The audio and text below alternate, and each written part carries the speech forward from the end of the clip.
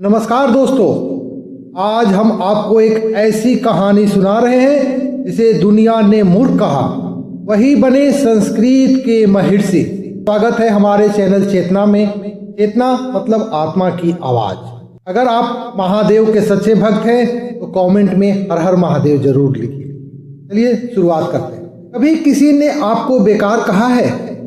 कभी लगा कि शायद आप सच में दूसरों से कम हैं?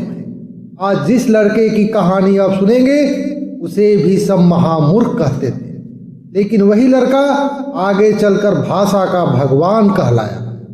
उसका नाम था पाणिनि।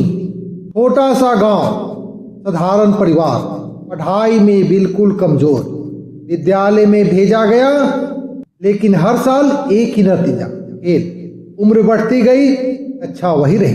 साथ के बच्चे आगे निकल गए, गांव में हंसी उड़ने लगी। पिता रोज ताना देते, तो कुछ नहीं कर पाएगा।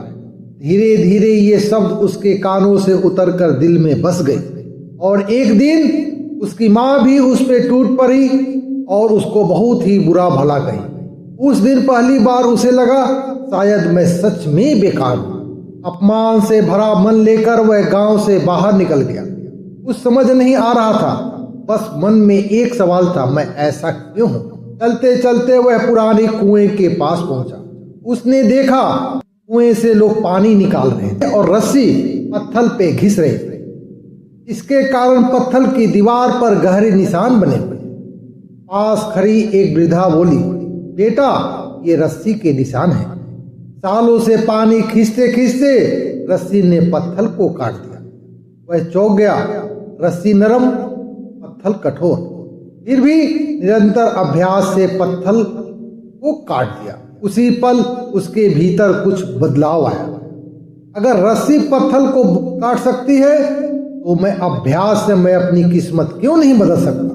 उस दिन से उसने फैसला किया, अब रोना नहीं, मेहनत करनी है। वह एक ज्ञानी गुरु की खोज में निकल पड़ा।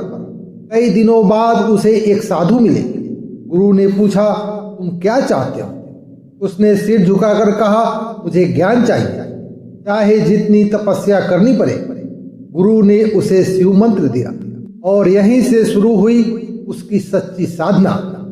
दिन रात जप, एकाग्रता, अनुशासन। धीरे धीरे उसका मन शांत होने लगा, बुद्धि साफ होने लगी। वर्षों बीत गए। एक दिन गहन ध्यान में उसे दिव्य अनुभव हुआ। उसे लगा जैसे ब्रह्मांड में कोई कंपन उठ रहा हो, जैसे कोई अदृश्य शक्ति जाग रही हो। और फिर उसके ध्यान में प्रकट हुए नटराज। डमरू की ध्वनि एक बार, दो बार, तीन बार, चार बार, पांच बार, इसी तरह से 14 बार तक बजी। उस दिव्य नाद से उसके भीतर अक्षरों का विज्ञान स्पष्ट होने लगा। उसी क्षण उसे मिले 14 महेश्वर सूत्र। उन सूत्रों के आधार पर उसने रचा संसार का सबसे वैज्ञानिक व्याकरण ग्रंथ अष्टाध्यायी।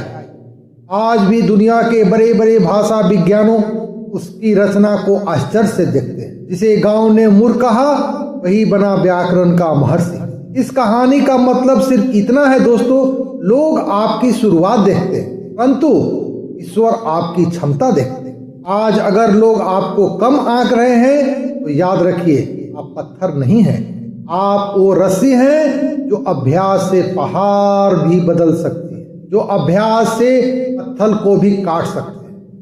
अगर आप भी अपने जीवन में निरंतरता का संकल्प लेते हैं तो कमेंट में ओम नमः शिवाय जरूर लिखें। और ऐसे ही दिव्य भक्ति जानकारी के लिए हमारे चैनल को सब्सक्राइब करना ना भूलें। मिलते हैं अगले वीडियो में, तब तक के लिए नमस्कार।